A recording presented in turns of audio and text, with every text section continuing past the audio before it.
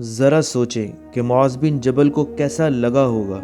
جب انہوں نے رسول اللہ کو یہ فرماتے ہوئے سنا، معاذ، اللہ کی قسم میں تم سے محبت کرتا ہوں۔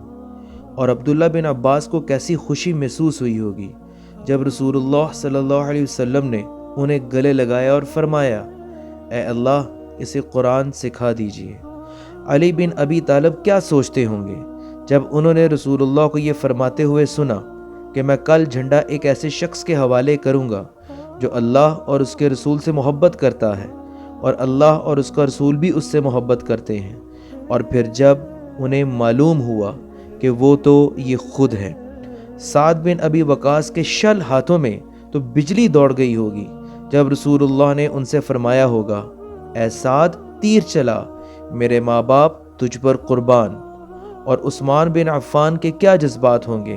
جب انہوں نے تبوک جانے والی فوج کے سامان فراہم کیا تو رسول اللہ نے فرمایا،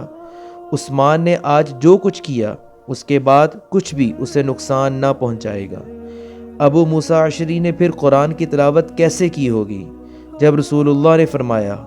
کاش تم مجھے اس وقت دیکھ لیتے جب میں کل تمہاری تلاوت سن رہا تھا۔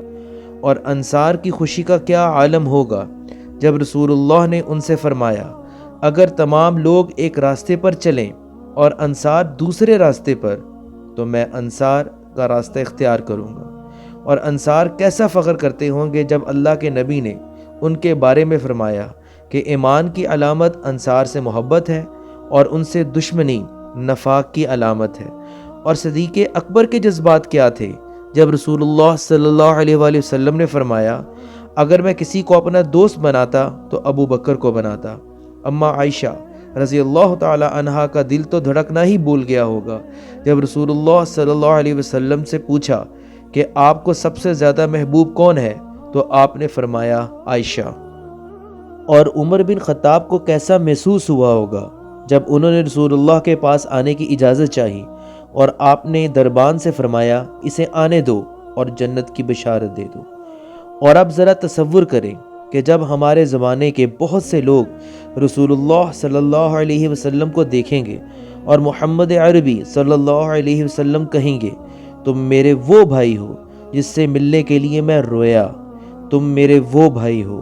جو مجھے دیکھے بغیر مجھ پر ایمان لائے، اس وقت لوگ کیا محسوس کریں گے؟